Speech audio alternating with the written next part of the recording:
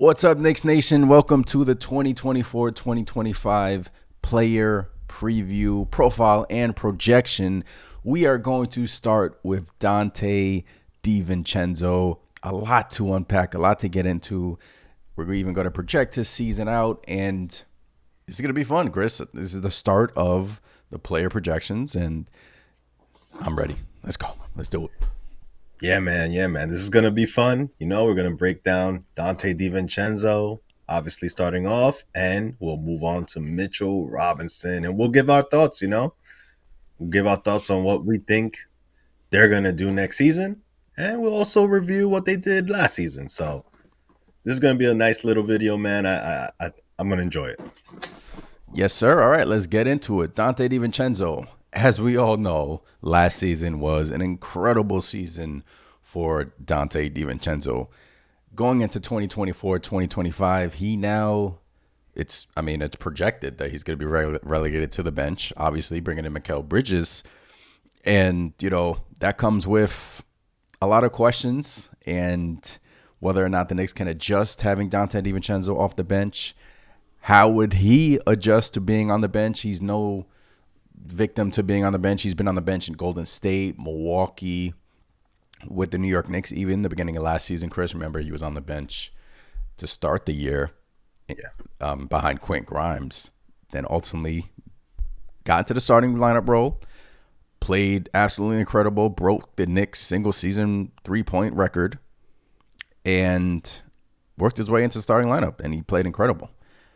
And it's kind of like, it kind of stinks that he's kind of like getting demoted a little bit coming into the season, because it's like he hasn't done anything wrong, but, bringing in a star like Mikal Bridges, someone has to get relegated back to the bench, and it's Donte.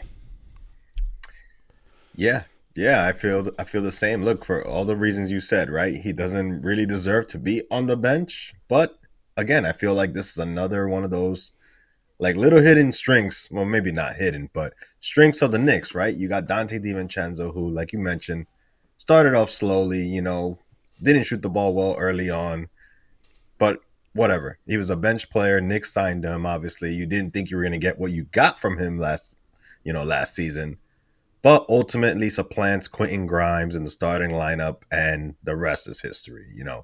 He just balled out, played well defensively, and we all know he shot the ball incredibly well, even in the playoffs when it mattered the most. So while he is, in a sense, regulated to the bench, I still think that's a strength for the Knicks. You got a guy who can clearly be a starter and do so at a high level now on your bench, which was a weakness of ours last season. But also, I'll throw this little nugget, man. Who's to say he's actually going to be regulated to the bench? Oh, I like that. Yeah, man. All right, then who's going to be relegated to the bench? Jeez, can't even talk. I think, look, the way I see it, let's just say Julius Randle's not ready for the start of the season, right? Okay. Let's just say that hypothetically he's not ready to start the season.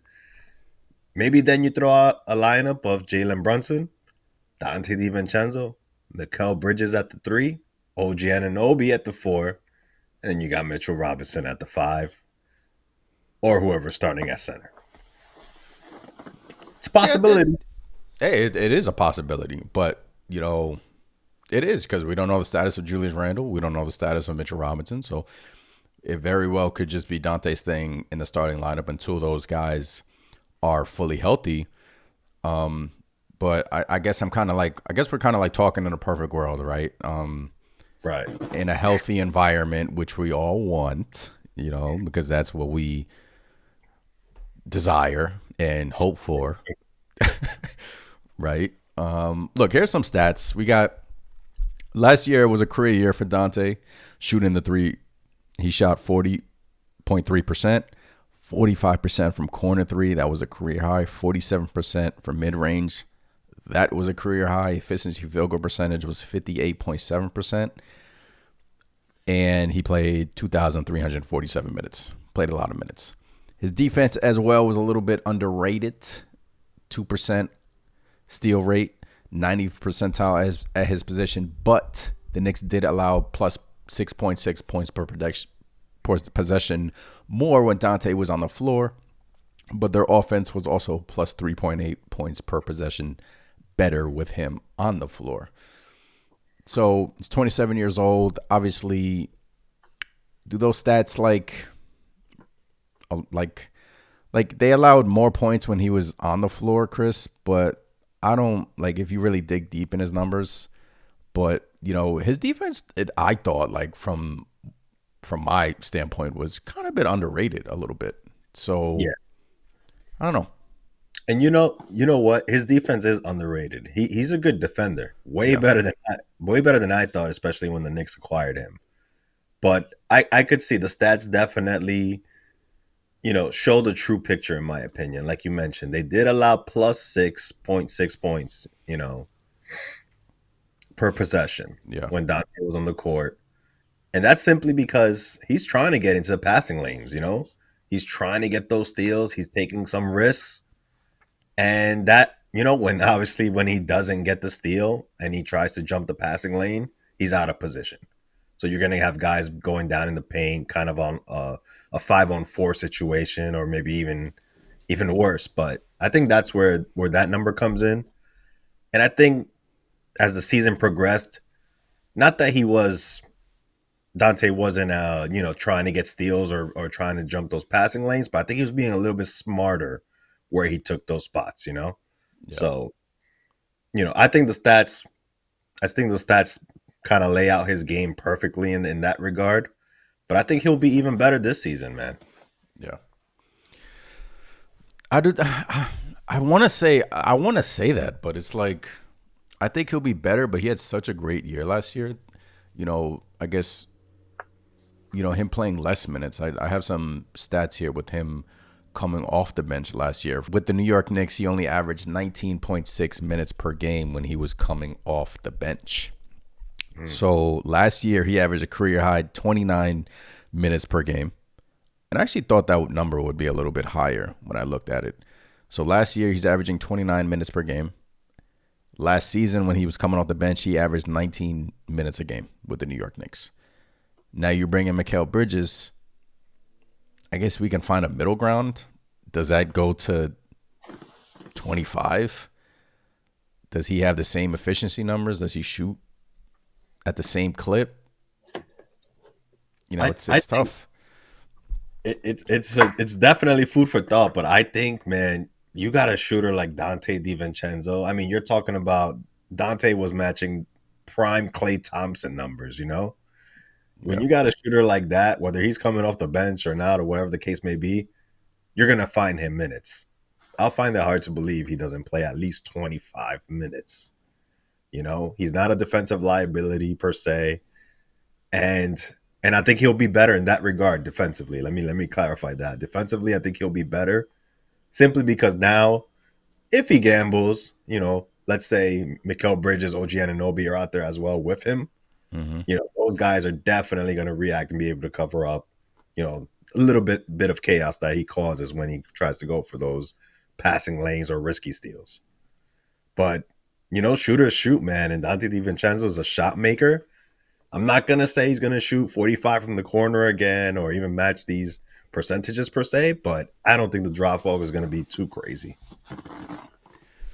Do you think that it would kind of bother him that he's being, relegated back to the bench, or do you think that, the Knicks have a golden opportunity here to win an NBA championship and they're bringing in his Villanova boy and Mikal Bridges that it really, because last year it was Quentin Grimes in front of Dante, and, you could tell that sometimes on the bench you can see his frustration.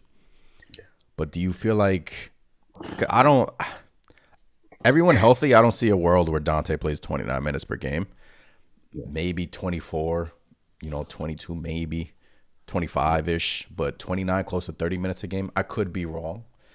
But, do you see any time during the season of Donte DiVincenzo kind of like struggling with his role a little bit? Or you feel like since he's been on the bench before, he's been on the bench with the Warriors, the Bucks, and even the Kings. So with the Warriors, he averaged 8.5 points per game, almost 4 rebounds, 3 assists in 36 games off the bench. Yeah. And we all saw his numbers with the New York Knicks last year. Do you feel like there's a world where he gets frustrated at times? I feel, I mean, I guess it's situational, right? Yeah. I guess it's situational in a sense because look, I was huge on Quentin Grimes, man. Even at his worst, I still wanted the Knicks to keep him around because that potential was just there with Quentin Grimes, and he has all the potential in the world if he can piece it together. Yeah. But if you kind of take a step back and you kind of put yourself in Donte DiVincenzo's shoes, right? And you're looking and you see Quentin Grimes, and he's just stinking up the place, right? Not playing defensively as well as he's shown he could, missing wide open shot after wide open shot after wide open shot, looking terrible when he drives the ball. If I'm Donte DiVincenzo and I just got signed by the Knicks, I want to be out there. It's like, all right, hold up, I'm not as bad as this guy. Come on, and you did see frustration from Dante in that scenario, but I think it's Quentin Grimes. It's an up and coming player who's trying to make a mark for himself on this Knicks squad at the time, and Dante was like, "Come on, guys, yeah, I know I'm better than this guy. Let me get out there. Look, I'm playing better than him in like a fraction of the minutes you're giving him." Yeah. So in that scenario, yeah, in that scenario, hell yeah. You're frustrated to the max. Now, if it's one of your best buddies out there, coming in, obviously has shown that he has another level to his game, can kind of just single-handedly run a team. And we all know Mikal Bridges isn't that, that featured guy per se, like a LeBron or a KD, but he's more of a team player, all-around team player. So if you have a guy like that coming in, I think it kind of eases it a bit. Now, that's not to say down the line, let's say if, God forbid, things don't go well, maybe, competitive nature comes out and, these guys want to win. Yeah. But overall, I think we'll be good. I think we'll be good simply because it seems like all of these guys are on the same page and they're just like, hey, we got a chance to do something special here in New York. So let's go ahead. Put all the egos to the side. Exactly.